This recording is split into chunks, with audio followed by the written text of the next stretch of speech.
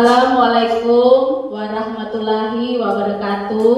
Waalaikumsalam warahmatullahi wabarakatuh. Selamat pagi untuk kita semua. Apa kabar hari ini rekan-rekan guru hebat? Baik. Luar biasa. Hari ini kita berkumpul di tempat ini dalam rangka kegiatan diseminasi budaya positif. Oke, sebelum kita melanjutkan ke acara berikutnya, kami minta kesediaan Ibu Arnia untuk memimpin kita dalam doa.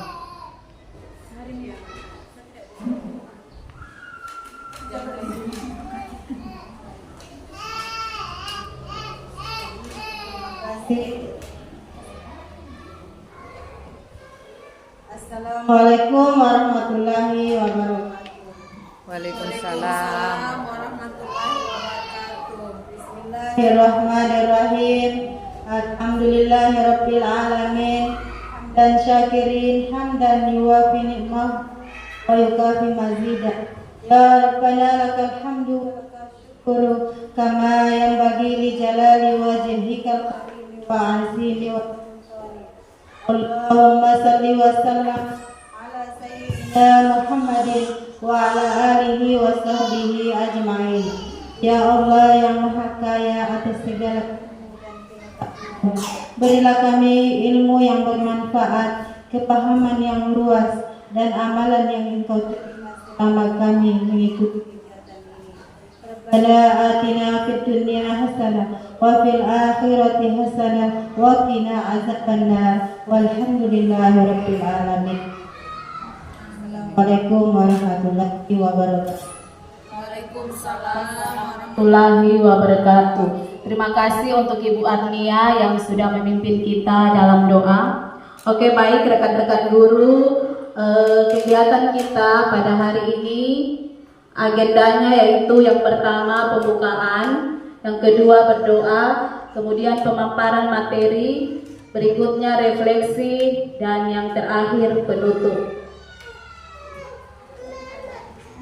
Oke, baik, sebelum kita lanjut ke pemaparan materi supaya lebih semangat, kita akan ice breaking dulu ya. Jadi ice breakingnya yaitu pagi, siang, sore, dan malam. Ini cluenya, pagi, siang, sore, dan malam. Jadi ketika saya bilang pagi, kita tepuk 1 kali. Ketika saya bilang siang, tepuknya 2 kali. Sore, tepuk 3 kali. Dan malam, tepuk tapi tidak berbunyi. Oke, kita coba ya. Tepuk pagi, siang, sore, malam. Sama gitu ya, tapi tidak berbunyi. Oke, ready? Oke. Pagi, siang, sore, pagi, siang, sore, malam. Tepuk tangan untuk kita semua.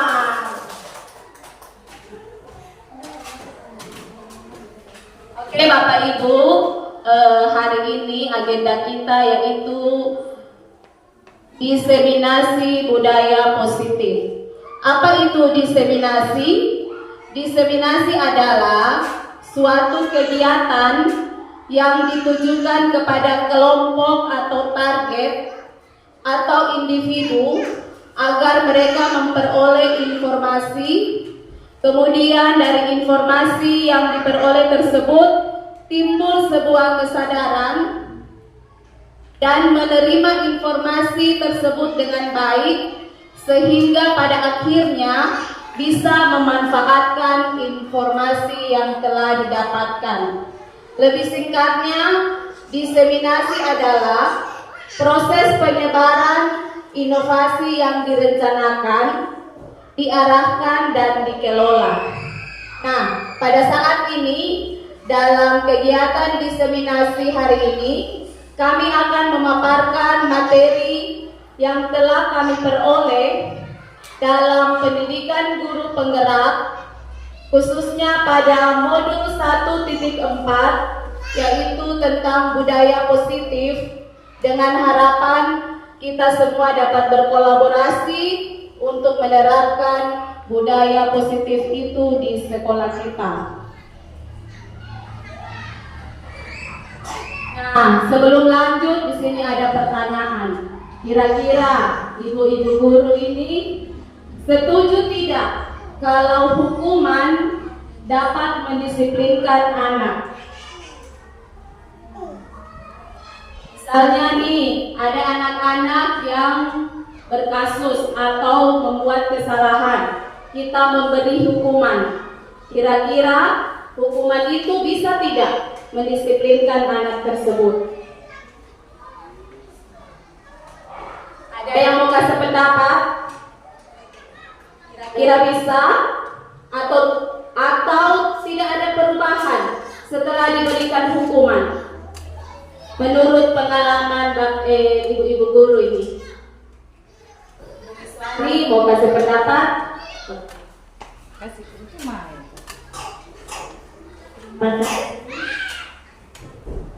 Menurut pengalaman saya, setiap anak melanggar atau contoh kecilnya dikasih PR, kemudian tidak dikerjakan, barangkali yang sering saya lakukan hukumannya itu membersihkan halaman. Dan itu pun ada perubahan sedikit. Terima kasih. Baik, terima kasih atas pendapat ini. Tadi Bu Miswari mengatakan bahwa yang sering dialami atau yang pernah dialami di kelas itu adalah memberi hukuman anak membersihkan halaman, dan itu ada perubahan, tapi belum optimal ya, belum optimal, ada perubahan sedikit. Nah, yang kedua, pemberian hukuman dengan hal positif seperti membaca atau membersihkan halaman sekolah itu mungkin dapat meningkatkan kedisiplinan anak seperti yang tadi diterangkan, tapi itu belum maksimal atau optimal. Yang ketiga, memberi penghargaan dapat meningkatkan motivasi belajar anak. Misalnya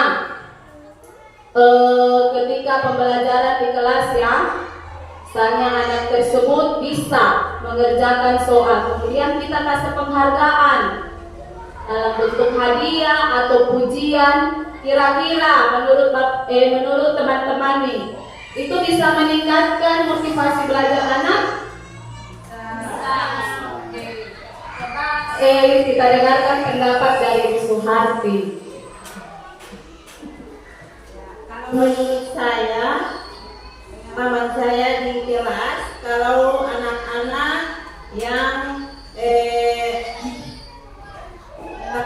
benar semua jawabannya, biasanya saya memberikan motivasi supaya anak itu semangat. Misalnya seperti saya ajak semua teman-temannya untuk bertepuk tangan.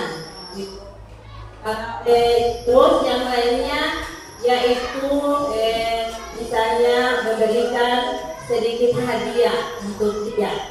Terima kasih. Oke, terima kasih untuk Ibu Suharti yang telah memberikan pendapatnya. Jadi Ibu Suharti biasa melakukan di kelas itu memberikan motivasi kepada anak dengan cara memberi penghargaan, tepuk tangan oleh teman-temannya atau hadiah kecil pun, tapi itu bisa berpengaruh dalam meningkatkan motivasi belajar anak. Seperti itu pendapat dari Ibu Suharti. Terima kasih Bu. Oke, kita lanjut. Nah, rekan-rekan guru hebat, di sini kita akan sama-sama melihat konsep budaya positif. Konsep budaya positif itu ada 6, yaitu yang pertama, disiplin positif dan nilai-nilai kebajikan universal. Kemudian yang kedua, teori motivasi, hukuman dan penghargaan serta restitusi. Yang ketiga, keyakinan kelas. Yang keempat, kebutuhan dasar dan dunia berkualitas. Yang kelima, ini bagian dari restitusi. Restitusi yang pertama yaitu 5 posisi kontrol, dan yang terakhir restitusi segitiga restitusi namanya ya. Jadi 6 ini adalah konsep budaya positif. Kita lihat konsep budaya positif yang pertama, yang penuh disiplin positif dan nilai-nilai kebajikan. Oke, sebelum lanjut di materi, mari kita peragakan ini kegiatan kepalan tangan. Misalnya nih dengan teman di sebelah ya, teman di samping masing-masing. Ada A dan B, misalnya nih Ibu Nurhuni dan Ibu Wilna. Sobeklah sebuah secari kertas, kemudian tuliskan atau tuliskan sesuatu nama benda yang berharga menurut saudara, menurut Anda. Kemudian buatlah kepalan tangan. Kemudian temannya si B akan mencoba dengan sekuat tenaga dengan berbagai cara untuk meminta benda yang ada di kepalan tangan kita tersebut. Nah, si B ini dia bisa membujuk, dia bisa mengancam, merayu sedemikian rupa supaya kepalan tangan Anda itu terbuka. Nah, nanti bisa diperagakan bersama dengan temannya di sebelah. Yang pertama, sobek sebuah kertas. Ada kertas, ada?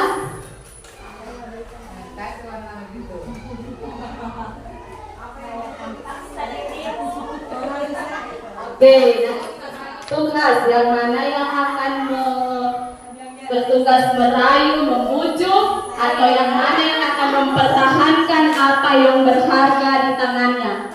Oke, rekan-rekan silakan ditulis. Pikirkan sebuah benda atau sesuatu. Benda boleh atau sesuatu yang menurut Anda itu adalah yang sangat berharga.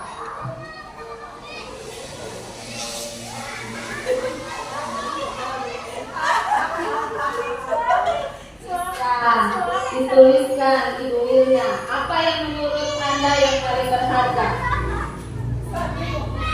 Misalnya, kalau saya itu yang paling berharga menurut saya itu keluarga, misalnya ya. Nah,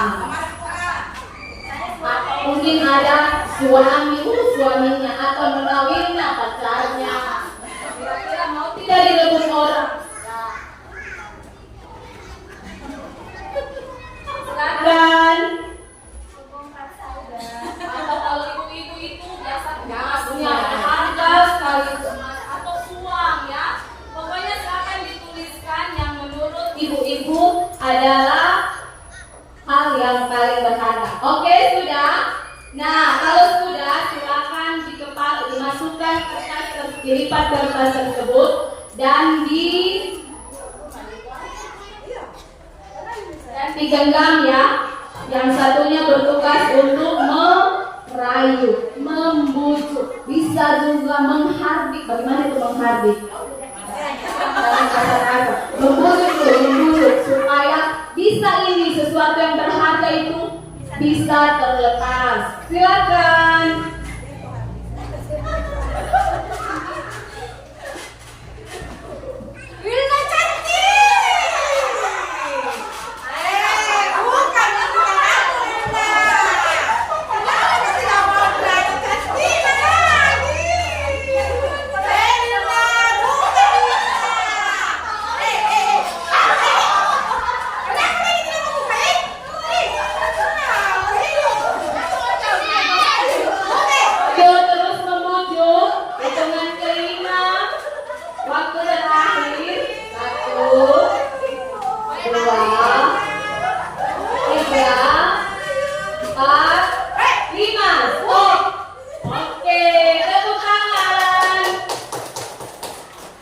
Ada yang berhasil? Nah, satu orang Ibu Sohatin berhasil membuka kepalan tangan dari Warnia. Ini berhasil tidak? Tidak berhasil, Bu. Padahal saya sudah katakan Ibu Wilna itu cantik. Saya bilang Ibu Wilna itu manis. Kan pacarnya, tapi dia tidak mau. Sampai saya juga marah-marah Ibu, tapi dia juga tidak mau. Oke. Bagus sekali. Kita lihat apa yang disebut oleh Ibu Sohatin dari tangan si Ibu Arnia ya. Jadi yang merupakan sesuatu yang berharga dari Ibu Arnia itu adalah anak. Ini oke. Ini kira-kira ini apa ya yang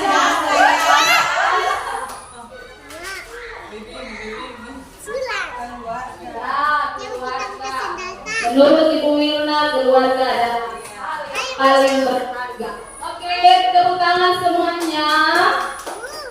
Kita bisa nonton dari Camilla. Oke, kita lanjut.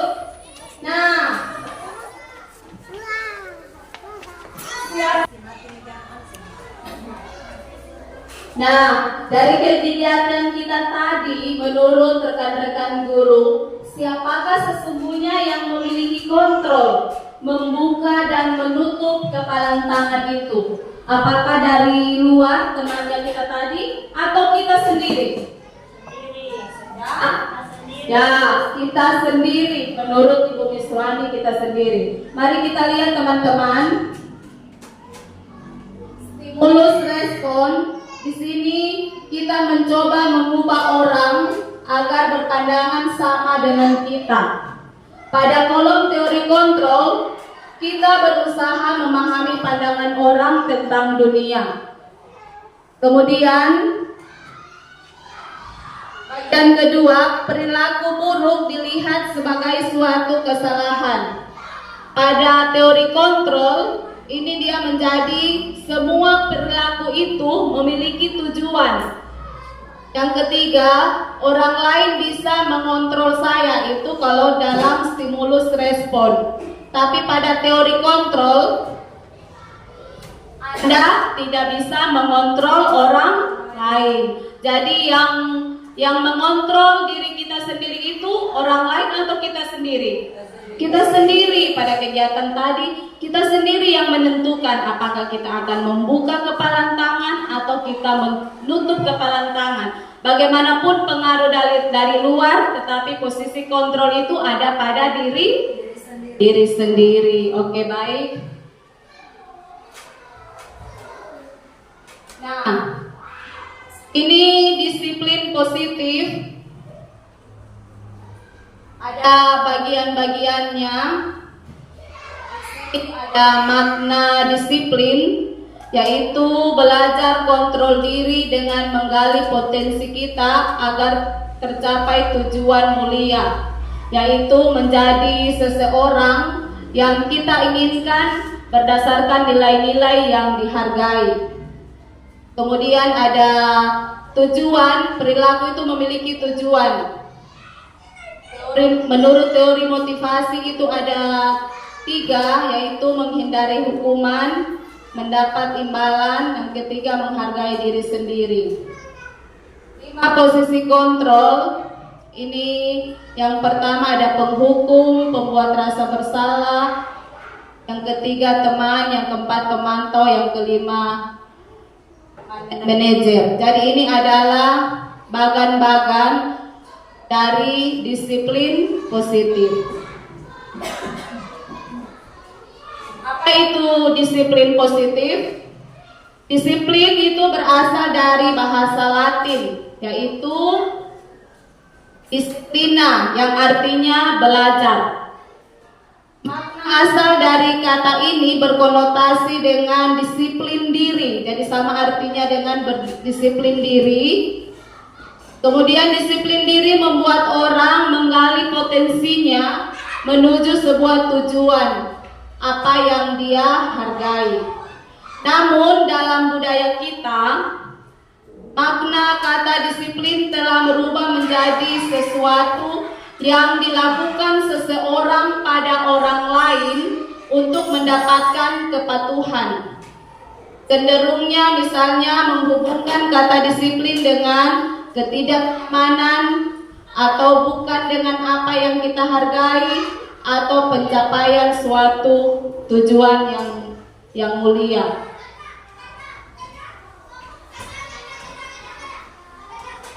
Nilai-nilai kebajikan universal adalah sifat-sifat positif manusia yang merupakan tujuan mulia yang ingin dicapai oleh setiap individu. Nilai-nilai tersebut bersifat universal dan lintas bahasa, suku bangsa, agama maupun latar belakang. Nilai-nilai kebajikan yang ingin dicapai setiap anak Indonesia kita kenal dengan profil pelajar Pancasila.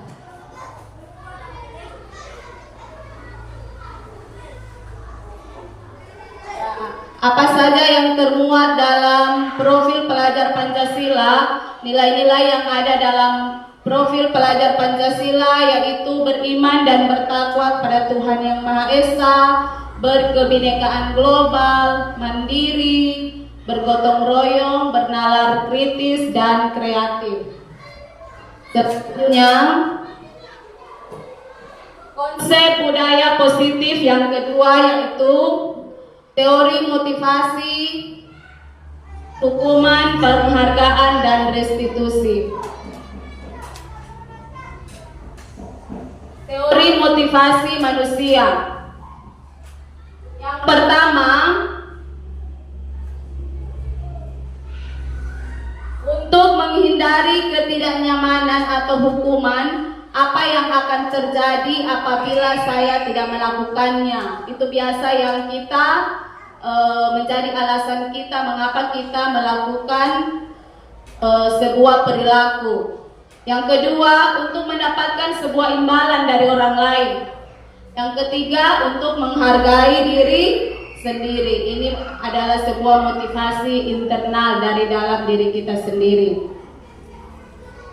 Nah, menurut Ki Hajar Dewantara, merdeka itu artinya tidak terlepas dari perintah, akan tetapi juga cakap untuk memerintah diri sendiri. Bentuk program kebajikan dalam memberikan apresiasi atau pengakuan perlu diingat beberapa hal. Yang pertama, beri pengakuan secara khusus. Yang kedua, beri pengakuan secara pribadi. Yang ketiga, beri pengakuan kepada semua murid secara bergantian. Yang keempat, beri pengakuan secara konsisten. Dan yang terakhir, fokus pada sebuah proses.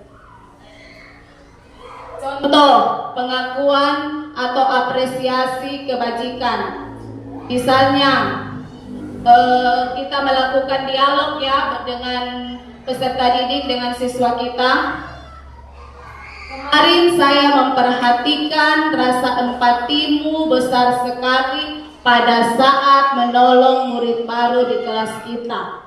Ya, itu adalah sebuah apresiasi ketika siswa kita melakukan sebuah nilai kebajikan. Nah, di sini saya kemarin melihat itu sebagai pembuka ketika kita berdialog dengan siswa kita. Kemudian nilai kebajikannya kita mengatakan di situ, Ibu Guru melihat rasa empatimu besar sekali. Nah, empati ini adalah sebuah nilai kebajikan. Situasi apa yang dia lakukan, dalam situasi apa yang dia lakukan nilai kebajikan tersebut? Pada saat dia menolong temannya, pada saat menolong murid baru. Kemudian contoh yang kedua, saya menghargai kepedulianmu pada saat kamu membantu teman-temanmu pada tugas kelompok. Nah, kepedulian ini adalah sebuah nilai kebajikan. Maka Kesimpulannya di sini kita sebagai seorang guru harus selalu mengapresiasi nilai kebajikan yang selalu dilakukan oleh anak-anak kita untuk lebih memotivasi mereka dalam menciptakan itu tadi, mewujudkan profil pelajar Pancasila. Oke, di sini ada contoh tindakan guru. Menurut teman-teman di sini, tindakan yang dilakukan ini dia termasuk hukuman atau konsekuensi. Jadi, misalnya nomor 1, mencatat 100 kali di dalam buku kalimat "saya tidak akan terlambat lagi". Ini menurut teman-teman ini hukuman atau konsekuensi? Konsekuensi, menurut Ibu Wirna konsekuensi. Kemudian lari mengelilingi lapangan basket 2 kali karena terlambat hadir. Itu termasuk hukuman atau konsekuensi? Hukuman. Ya. Yang ketiga, murid diminta untuk push up 15 karena tidak menggunakan masker di sekolah. Misalnya nih ada aturan di sekolah kita harus menggunakan masker. Ketika dia tidak pakai masker, kita memberi sebuah tindakan, dia harus push up 15 kali. Itu termasuk hukuman atau konsekuensi? Hukuman. Oke, mari kita lihat. Nah, ternyata yang mencatat 100 kali itu adalah sebuah hukuman. Menurut siswa lari mengelilingi lapangan basket karena dia terlambat itu adalah sebuah hukuman. Di sini ada konsekuensi, misalnya menggantikan kertas tugas teman yang telah dicoret-coret. Kertasnya teman yang dia coret disuruh ganti. Oke, dari sini kira-kira menurut ibu guru hebat ini apa perbedaan hukuman dan konsekuensi? Mana yang lebih ideal kita terapkan? Hukuman atau konsekuensi? Oke, menurut Ibu Miswani adalah konsekuensi. Kita lihat selanjutnya. Apa perbedaan hukuman dan konsekuensi? Yang pertama, hukuman. Sesuatu yang menyakitkan harus terjadi.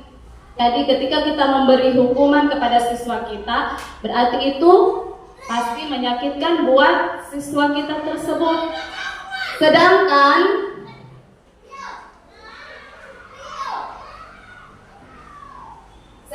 konsekuensi adalah sesuatu harus terjadi, tapi itu tidak menyakitkan. Oke, yang kedua, membuat anak sakit. Hukuman itu membuat anak sakit secara fisik maupun psikologinya, hatinya, dan itu dia bisa bawa dalam waktu yang lama.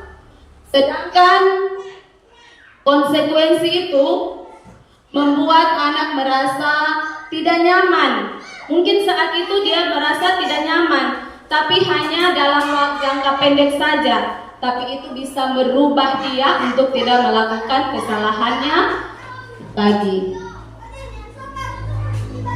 Di sini ada hukuman itu adalah sebuah paksaan. Misalnya tadi kita suruh dia push up, itu kita paksa supaya dia push up. Tapi kalau dalam konsekuensi itu kita memberi stimulus atau tanggapan terhadap kesalahan yang dia lakukan.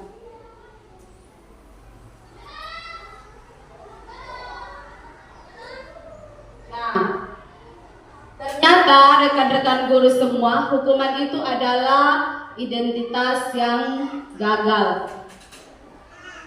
Identitas yang gagal.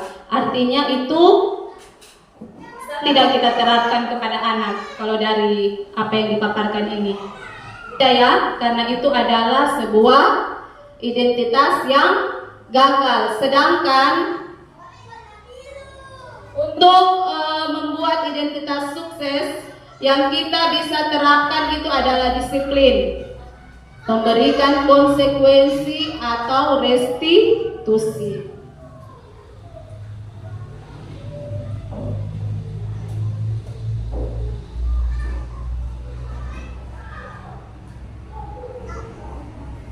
Selanjutnya, 9 ciri-ciri restitusi.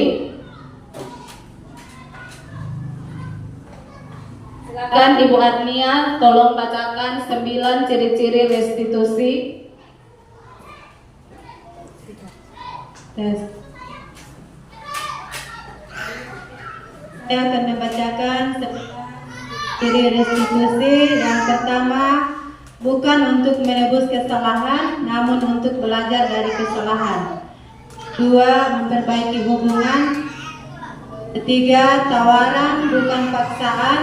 4. Restitusi menuntun untuk melihat ke dalam diri. 5. Restitusi mencari kebutuhan dasar yang mendasari tindakan.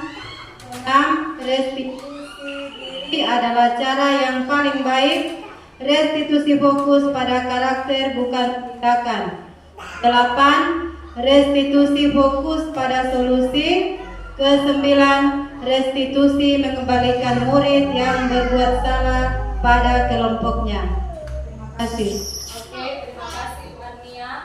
Jadi dari ciri-ciri restitusi ini dapat disimpulkan bahwa restitusi itu adalah fokus pada solusi.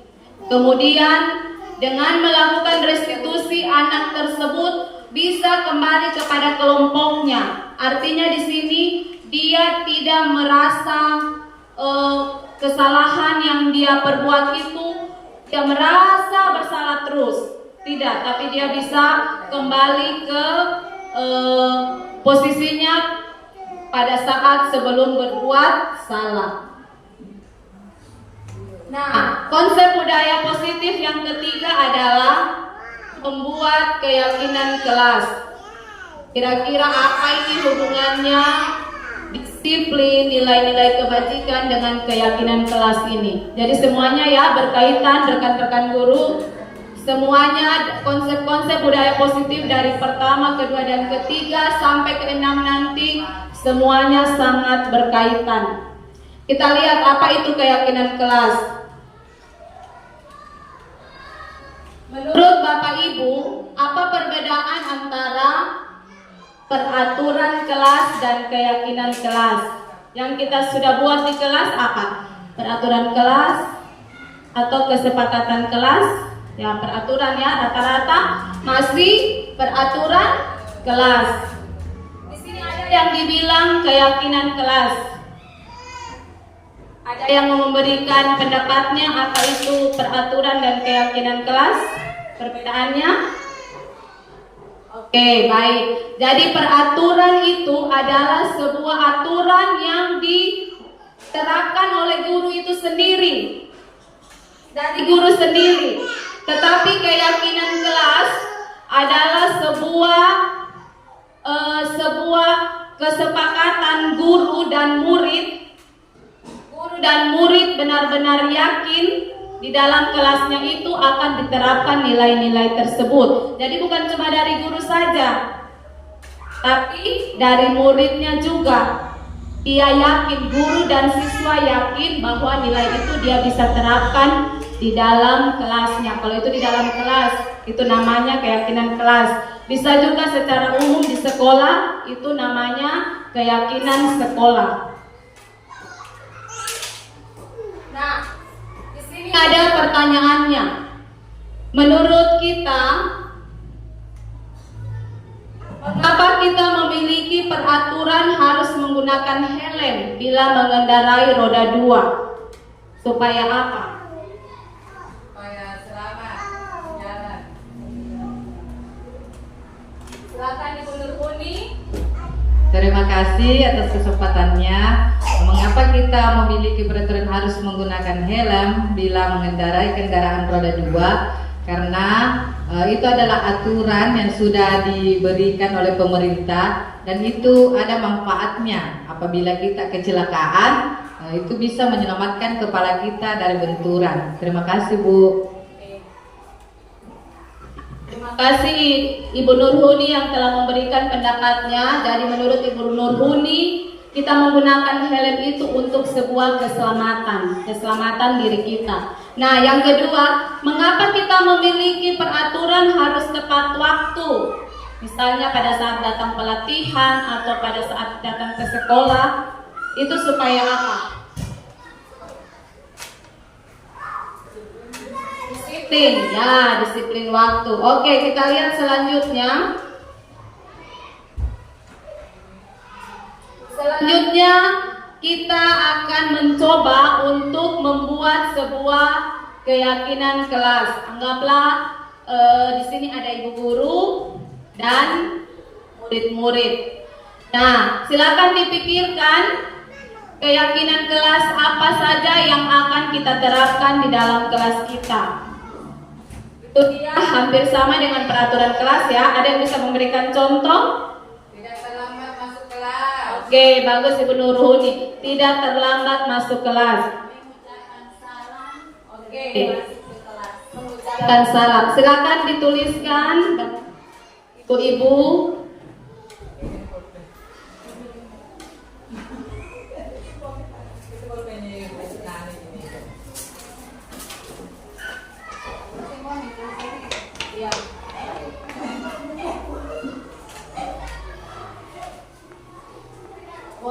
Boleh dua, boleh juga satu.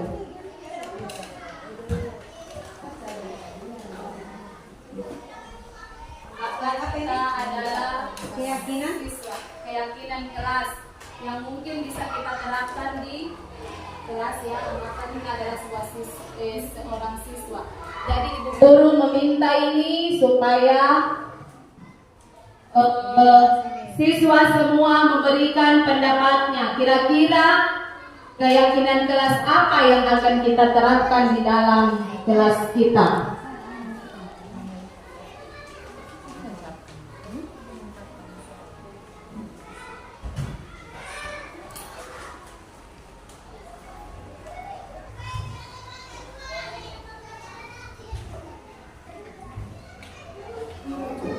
Oke.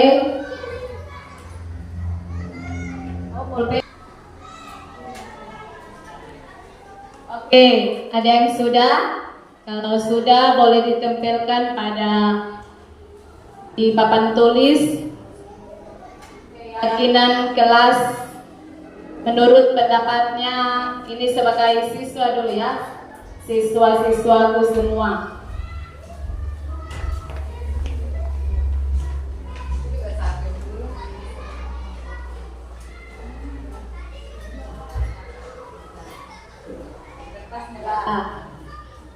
Ada yang belum?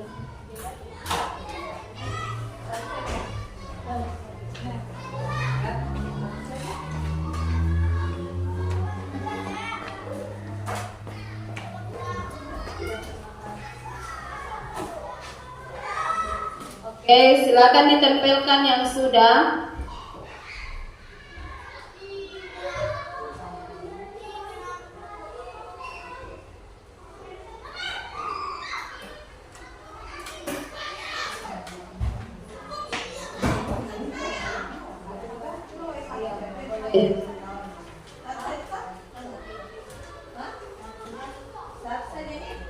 Boleh. Ini satu boleh. Yang dua boleh juga.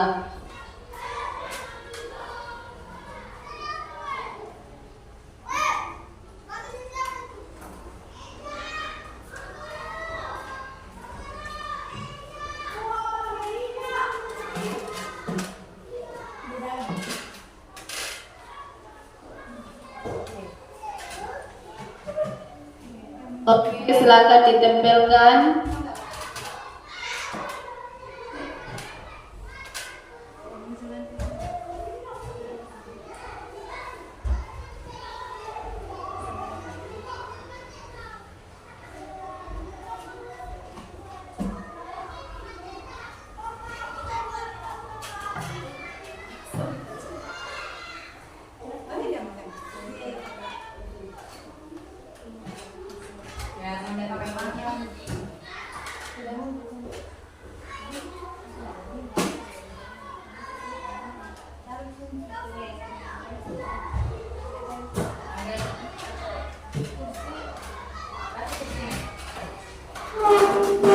Oke, sudah semua teman-teman? Ya. Boleh satu orang bantu bacakan apa yang sudah kita tuliskan di sini? Bu Wilna, silakan.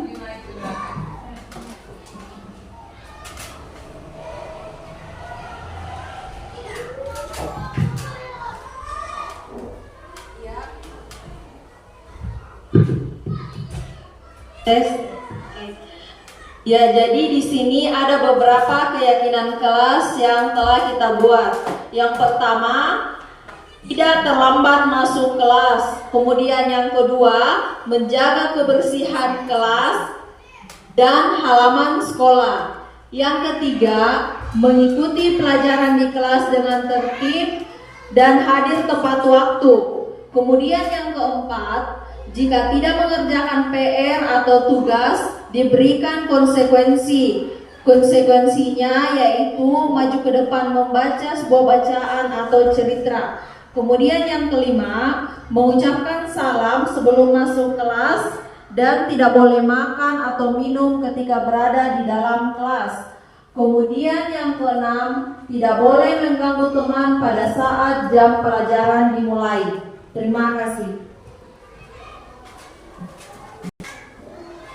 Oke, terima kasih untuk Ibu Wilna yang sudah membacakan pendapat dari ini tadi dianggap adalah siswa-siswa ya yang telah memberikan pendapatnya untuk sebuah keyakinan kelas yang akan kita terapkan di kelas kita masing-masing. Oke, baik. Jadi ini adalah keyakinan kelas yang kita sudah tuliskan. Nah, mari kita lihat keyakinan kelas yang kita sudah tuliskan tadi. Poin pertama, tidak terlambat masuk kelas. Yang kedua, menjaga kebersihan dan seterusnya sampai nomor 7 di situ ya. Nah, rekan-rekan guru, ternyata kalau kita menuliskan sebuah keyakinan kelas itu, kita harus menggunakan sebuah kalimat yang positif. Nah, sebuah kalimat yang positif, bukan kalimat negatif. Saya berikan contoh ya. Di sini nomor 1, tidak terlambat masuk kelas. Menurut ibu-ibu guru ini kalimat negatif atau kalimat positif? Negatif. Oh ya, silakan Ibu Nurhuni. Kalimat negatif, Bu. Oke, apa alasannya? Karena ada kata tidak. Sebaiknya kita ubah ke kalimat positif. Bagus. Terima kasih Bu Nurhuni. Jadi ini poin pertama, tidak terlambat ke kelas. Ini merupakan sebuah kalimat negatif. Kalimat negatif ini apabila kita rubah menjadi kalimat positif, kira-kira ada yang bisa kasih pendapatnya?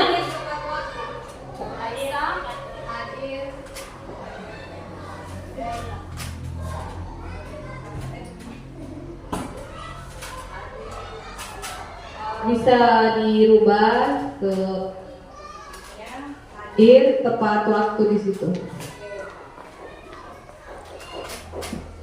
Terima kasih Bu Aisyah. Jadi kalimat yang nomor 1 ini bisa kita ganti menjadi kalimat positif, yaitu hadir tepat waktu. Kita langsung berubah saja ya.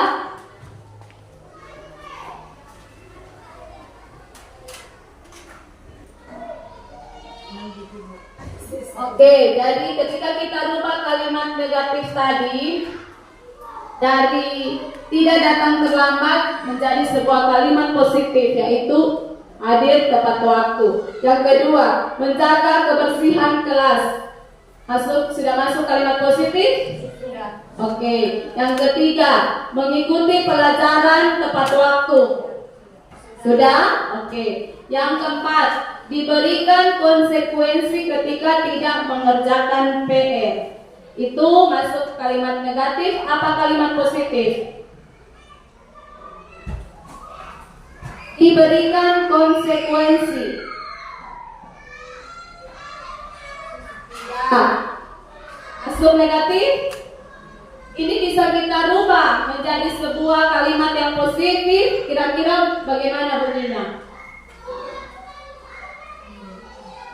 Kalau tidak mengerjakan PR itu berarti termasuk apa itu? Kedisiplinan. Bisa dirubah mungkin itu mengikuti apa? Oke, silakan Ibu mengerjakan tugas tepat waktu. Oke. Silakan Ibu. Bagaimana? Perkenalkan biar yang lain deh. Oh, di situ mungkin bisa dirubah mengikuti dan mengerjakan tugas tepat waktu. Terima kasih Ibu Aisyah. Jadi yang keempat ini bisa kita ubah menjadi sebuah kalimat positif, yaitu mengerjakan tugas tepat.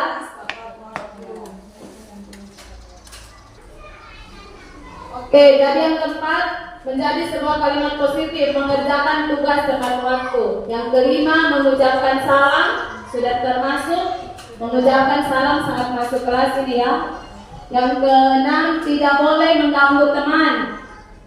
Tidak boleh mengganggu teman. Masuk kalimat positif atau negatif? Negatif. Kira-kira bisa dirubah menjadi apa ini, Ibu Arnia?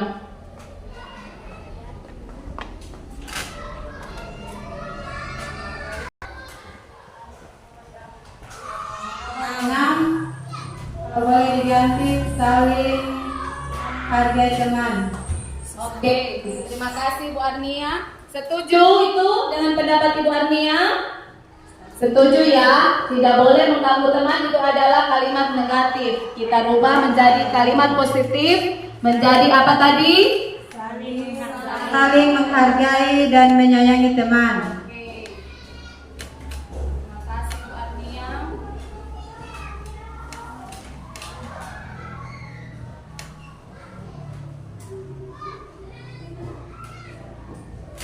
Yang ketujuh, tidak boleh makan minum saat pelajaran.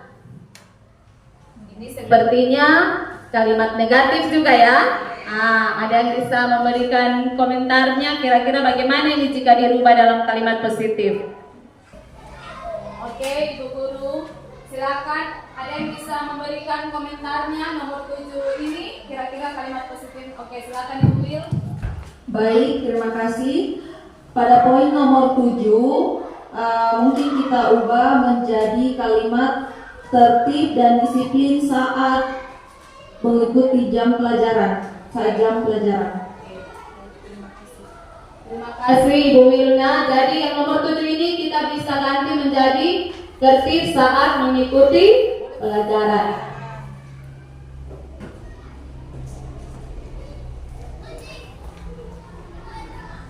Mengikuti pelajaran. Oke, jadi sudah menjadi semuanya sudah menjadi sebuah kalimat positif. Nah, angka yang selanjutnya kita lihat dari ketujuh keyakinan kelas yang kita sudah buat tadi, adakah yang sama nilai-nilainya?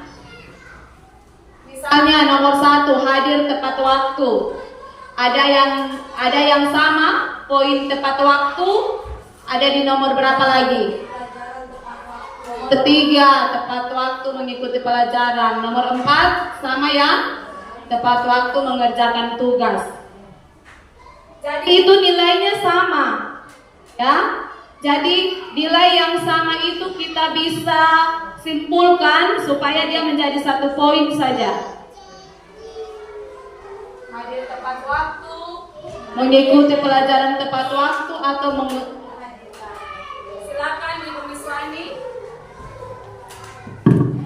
Mungkin hadir dan mengikuti pelajaran tepat waktu. Oke, terima kasih. Hadir dan mengikuti pelajaran tepat waktu. Karena yang nomor 4, mengerjakan tugas tepat waktu itu termasuk juga dalam pelajaran. Jadi bisa kita simpulkan menjadi 1 poin apabila ada nilai yang sama, ya. Berarti di sini poin ketiga hadir dan poin pertama mengikuti pelajaran. Hadir mengikuti pelajaran tepat waktu.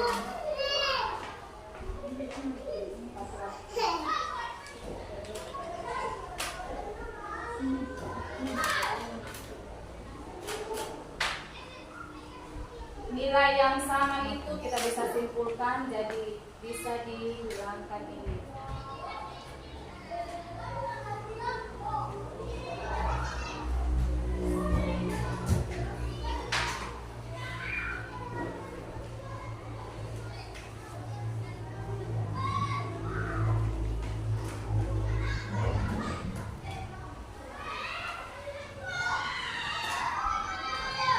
Oke, jadi nilai yang sama kita simpulkan menjadi satu nilai saja yang memberi gambaran untuk nilai yang untuk perilaku yang hampir sama atau mirip. Jadi di sini tinggal 5 ya. Kita ambil kesimpulan tinggal 5. Yang pertama, hadir dan mengikuti pelajaran tepat waktu. Yang kedua, menjaga kebersihan. Yang ketiga, mengucapkan salam. Yang keempat, saling menghargai. Yang kelima, tertib saat mengikuti pelajaran. Nomor 1 dan 5 itu apakah sama atau berbeda?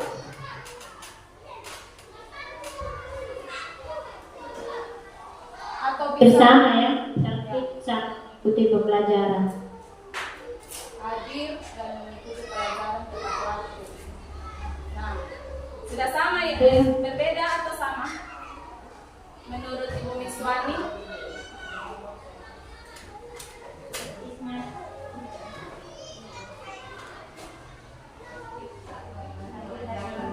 Pelajaran kan sama di situ, di belakangnya ada mengikuti pembelajaran. Perlu ditambahkan di nomor 1, hadir dan tertib mengikuti pelajaran tepat waktu. Oke, baik. Terima kasih Ibu Miswani. Jadi nomor 1 dan nomor 5 itu mempunyai kemiripan ya. Mengikuti pelajaran tepat waktu itu sama dalam tertib saat mengikuti pelajaran. Jadi bisa kita gabungkan pada poin nomor 1. Hadir dan tertib mengikuti pelajaran. Hadir tepat waktu dan tertib mengikuti pelajaran. Hadir dan tertib mengikuti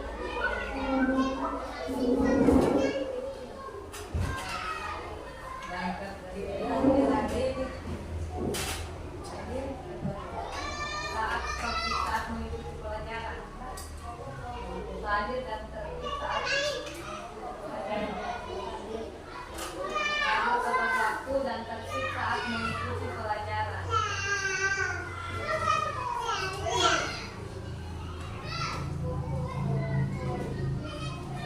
Oke, baik, dari poin 5 kita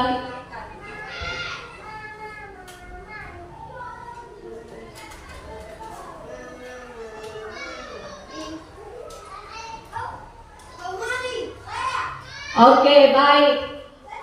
Nah, di sini yang tadi 7 menjadi 5, sekarang tinggal 4. Mari kita lihat kembali. Nomor 1, hadir tepat waktu dan tertib saat mengikuti pelajaran. Nomor 2, menjaga kebersihan kelas. Nomor 3, mengucapkan salam. Dan keempat, saling menghargai. Tidak ada lagi nilai yang double. Tidak ya. Jadi ini adalah keyakinan kelas yang kita sepakati bersama. Selanjutnya, Ibu Guru saat jadi itu tadi ya tahapannya, kita minta pendapatnya anak-anak. Apa yang dia yakini untuk diterapkan di sekolah. Jangan dari kita saja, dari anak-anak. Mungkin kalau di kelas 1 dia belum bisa menulis, tapi bisa dia sampaikan secara lisan. Setelah terkumpul itu, kita rubah. Kalau masih ada tadi kalimat negatif, kita rubah menjadi kalimat positif. Kemudian kita sepakati bersama atau kita bacakan kembali. Kemudian boleh dikasih cap jempol atau tanda tangan. Tandanya anak-anak itu yakin. Boleh posternya itu yang akan kita tempelkan di kelas, boleh disuruh cap jempol di bawahnya sini dan dituliskan namanya anak-anak, atau kelas tinggi boleh dia tanda tangan dan dituliskan namanya, ibu guru juga jangan lupa di situ. Berarti semua yang ada di kelas itu, ibu guru dan semua siswa yakin ini bisa diterapkan di kelasnya.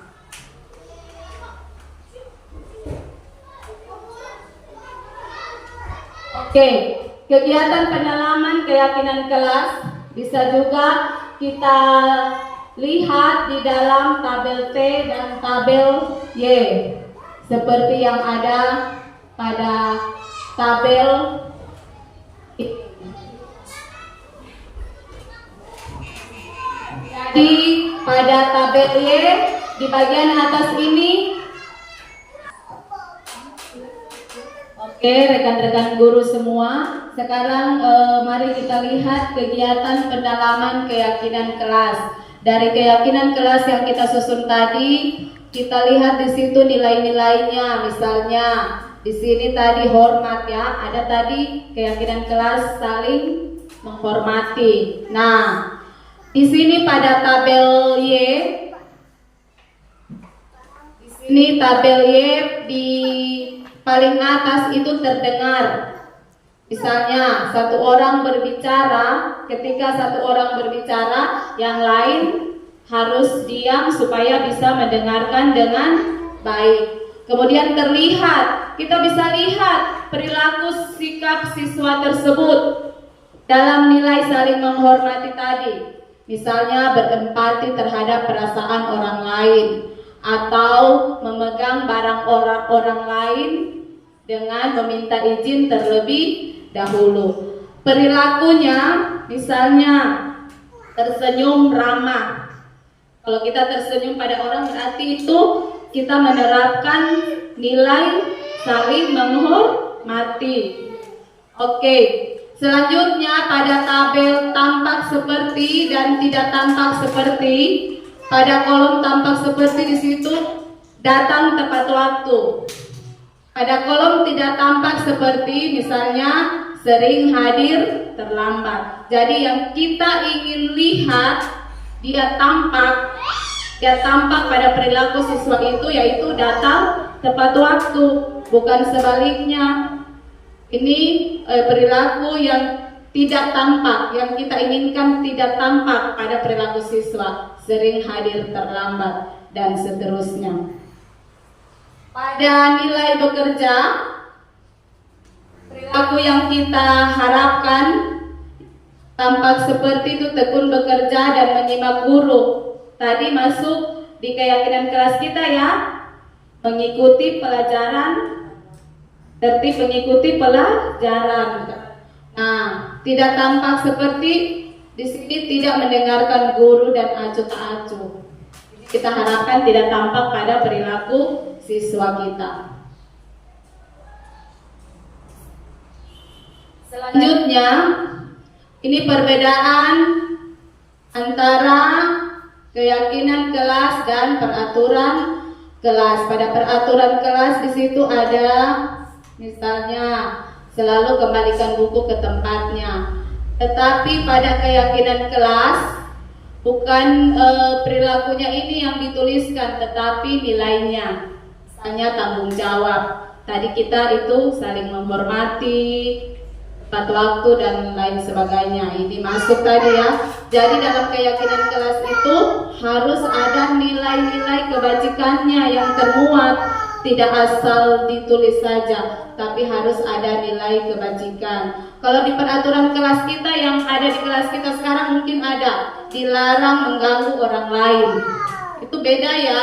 Kalau di dalam keyakinan kelas itu harus ada nilai kebajikannya. Jadi menghormati orang lain. Dalam keyakinan kelas kita tadi ada saling menghargai, menghormati. Selanjutnya, lanjut pada konsep budaya positif yang keempat, yaitu kebutuhan dasar manusia.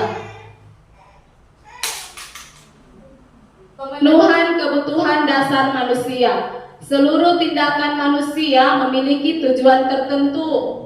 Semua yang kita lakukan adalah usaha terbaik kita untuk mendapatkan apa yang kita inginkan. ketika kita mendapatkan apa yang kita inginkan, itu sebetulnya kita sedang memenuhi satu atau lebih dari kebutuhan dasar kita. Begitu juga anak-anak. Setiap apa yang dia lakukan itu adalah upaya dia untuk memenuhi kebutuhannya. Apa saja yang menjadi kebutuhan dasar manusia? Yang pertama, kasih sayang dan rasa diterima. Yang ketiga, penguasaan. Yang kedua, penguasaan. Yang ketiga, bertahan hidup. Yang keempat, kesenangan. Yang kelima, kebebasan. Dan setiap apa yang dilakukan anak-anak itu, pada dasarnya dia sedang berusaha untuk memenuhi kebutuhannya, kebutuhan dasar manusia yang kelima ini tadi. Nah, dari kebutuhan dasar manusia yang kita lihat ini, apabila ada anak kita yang berkasus atau melakukan sebuah kesalahan, itu artinya dia sedang berusaha untuk memenuhi kebutuhannya, atau ada salah satu kebutuhannya ini yang tidak terpenuhi, sehingga dia melakukan sebuah perilaku yang kita sebut itu dengan sebuah kesalahan tadi. Misalnya, ada tidak contoh anak-anak kita di sini yang hari-hari menurut kita itu dia membuat sebuah kesalahan. Misalnya Arham, ya? Arham itu biasa apa? Ganggu. Ya. Mengganggu temannya, usil, tidak ada lagi perhatian untuk belajar, seakan-akan mencari perhatian. Oke, terima kasih Bu Iswani. Tadi Bu Iswani mengatakan itu ada siswa kita di sini yang hari-hari disebut namanya, dia berbuat kesalahan menurut kita ya. Dia usil, mengganggu temannya. Kira-kira menurut ibu-ibu guru, kebutuhan dasar apa yang mungkin tidak terpenuhi dari kelima kebutuhan ini yang tidak terpenuhi kepada Arham tadi menurut kita? Oke, silakan Ibu Siti Aisyah. Menurut saya yang tidak terpenuhi dari tadi itu kasih sayang dan rasa diterima. Oke, baik. Terima kasih Ibu Aisyah. Jadi menurut Ibu Aisyah yang tidak terpenuhi dari Arham tadi ini adalah kasih sayang dan rasa diterima. Jadi Arham itu melakukan sebuah perilaku, sebenarnya dia ingin memenuhi kebutuhannya ini, kasih sayang dan rasa diterima. Dengan mengganggu temannya, mungkin saja dia bisa mendapat perhatian dari guru. Nah, kembali tadi, apakah kita mau menghukum atau kita memberi konsekuensi yang mungkin bisa mengubah dari perilaku yang dibuat oleh si Arham tadi, atau kita bisa memberikan konsekuensi sehingga ini kebutuhannya Arham ini bisa terpenuhi, bisa kita penuhi. Kalau sudah bisa terpenuhi itu, yakin dan percaya dia tidak akan melakukan kesalahan itu lagi. Artinya kita harus menegur dengan kasar, atau kita harus memberikan konsekuensi dengan nada halus supaya bisa terpenuhi kebutuhannya tadi. Ya. Oke, lanjut. Konsep budaya positif yang kelima yaitu posisi kontrol.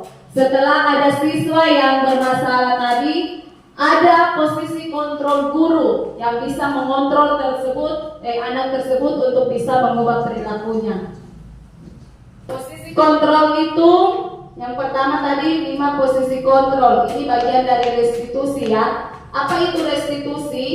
Restitusi adalah sebuah proses menciptakan kondisi bagi murid untuk memperbaiki kesalahan mereka, sehingga mereka bisa kembali pada kelompoknya dengan karakter yang lebih kuat. Restitusi juga merupakan proses kolaboratif yang mengajarkan murid untuk mencari solusi atas kesalahan mereka. Nah, di sini ada 5 posisi kontrol guru. Yang pertama sebagai penghukum. Di dalam posisi kontrol penghukum, di situ guru perbuat adalah menghardik, menunjuk, menyakiti. Nah, posisi kontrol yang kedua pembuat rasa bersalah. Biasanya yang diperbuat guru adalah di sini berceramah panjang lebar, dia ceramahi itu anak. Atau guru mengatakan, kamu seharusnya sudah tahu. Kalau selalu ibu guru ulang-ulang, tidak pernah kau berubah. Ternyata itu kita berada di sini. Kalau kita sering mengatakan itu kepada anak, kita ada di posisi kontrol ini, pembuat rasa bersalah. Dengan kata-kata kita di dalam diri anak itu, dia merasa bahwa dia sangat bersalah. Dia bawa-bawa terus kesalahannya itu. Posisi kontrol yang ketiga sebagai teman. Di sini yang guru perbuat membuatkan alasan-alasan untuk muridnya dengan cara berkata, ayolah, lakukanlah demi ibu ya. Masa kamu tidak mau? Ini demi ibu loh. Nah, itu kita memposisikan diri kita sebagai teman. Posisi kontrol yang keempat adalah sebagai pemantau. Di sini biasa kata-kata yang selalu diucapkan guru adalah apa peraturannya. Misalnya, anak tidak pakai sepatu datang sekolah. Kita katakan lagi kepada dia, sudah tahu tidak peraturannya? Apa itu? Boleh pakai sendal di sekolah? Nah, itu kita memposisikan diri kita sebagai pemantau. Kita memantau terus kesalahan yang diperbuat oleh siswa dengan mengucapkan ciri-ciri kata-kata ini tadi ya. Kemudian posisi kontrol yang terakhir adalah sebagai manajer. Itu guru mengajukan pertanyaan-pertanyaan. Kemudian guru berkata, apa yang kita yakini? Apa kira-kira yang bisa kamu lakukan untuk memperbaiki kesalahan ini? Oke. Dari kelima posisi kontrol ini, kira-kira selama ini kita berada pada posisi kontrol yang mana? Saya sendiri ini kebanyakan pada posisi kontrol sebagai penghukum biasanya saya ya. Jadi hukuman itu baik secara fisik ataupun verbal dengan ucapan itu termasuk di dalam sebuah hukuman. Misalnya saat siswa tidak memakai sepatu, kita selalu bilang, kamu ini selalu saja pakai sendal. Ulang-ulang ibu guru bilang, pakai sepatu, masih saja kau ulangi pakai sendal. Itu adalah sebuah hukuman, walaupun itu melalui ucapan, itu namanya hukuman verbal. Kemudian misalnya kita suruh dia keliling lapangan, lari-lari keliling lapangan, itu hukuman fisik. Nah, menurut teman-teman dari kelima posisi kontrol ini tadi, kira-kira yang mana yang paling ideal yang bisa dilakukan guru? Penghukumkah, pembuat rasa bersalah, teman, pemantau atau manajer?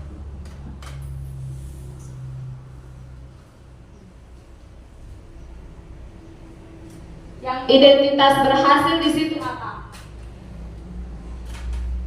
Teman, pemantau, manajer. Oke, baik. Jadi posisi kontrol yang paling ideal yang harus dilakukan guru di sini untuk teman dan pemantau itu sudah identitas berhasil, tapi itu kontrolnya dari luar, dari anak tersebut. Tapi kalau dari Kalau dari dalam diri, itu yang lebih ideal adalah posisi kontrol sebagai manajer. Selanjutnya,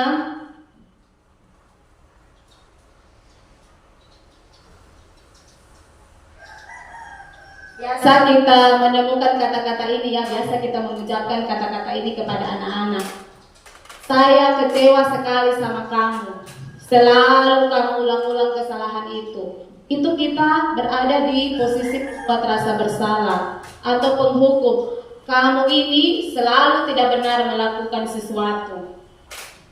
Jadi sebaiknya ini kita tidak selalu katakan kepada anak-anak, tetapi kita menawarkan sebuah solusi bagaimana cara dia menyelesaikan masalahnya.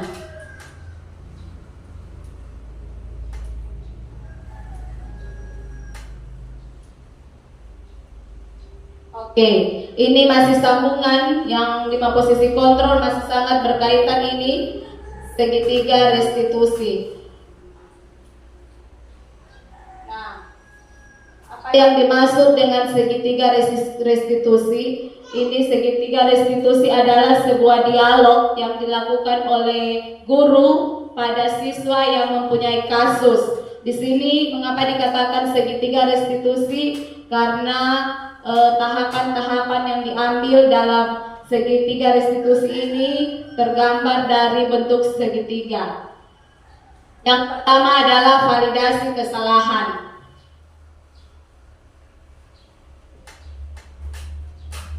Yang pertama adalah menstabilkan identitas. Identitasnya tadi, misalnya dia telah melakukan kesalahan.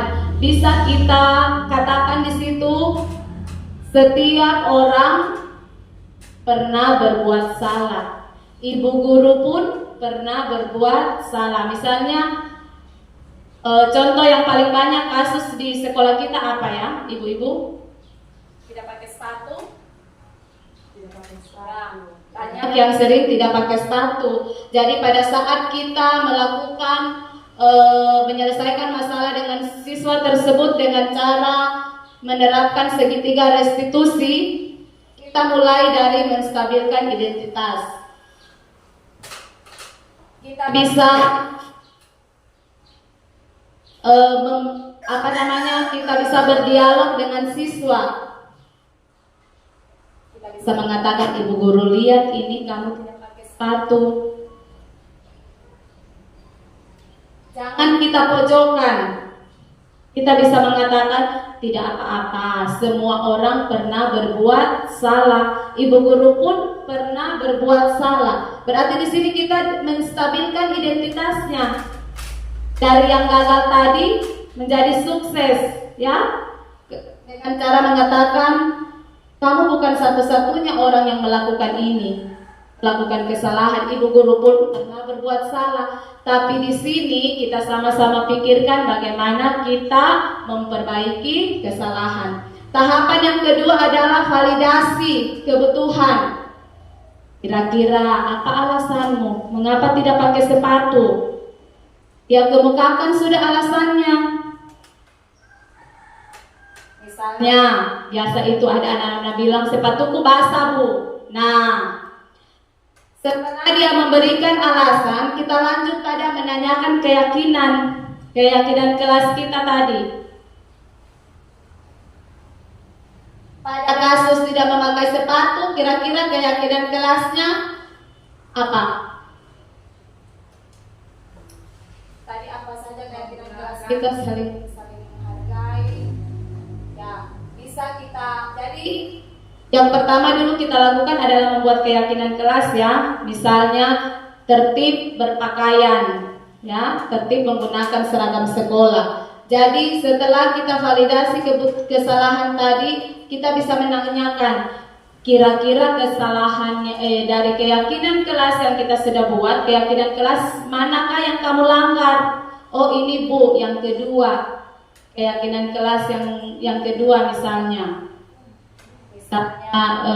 berpakaian rapi saat ke sekolah. Nah, kita tawarkan Bukan kita yang cari solusinya. Kita bertanya kepada anak tersebut, kira-kira untuk memperbaiki kesalahan itu apa yang kamu akan lakukan? Bukan kita yang mencari solusi ya, tapi kita tanyakan kepada anak itu apa yang akan dia lakukan agar kesalahan tersebut tidak terulang lagi. Misalnya, oh ini Bu, saya mau cepat-cepat cuci itu sepatuku supaya tidak basah.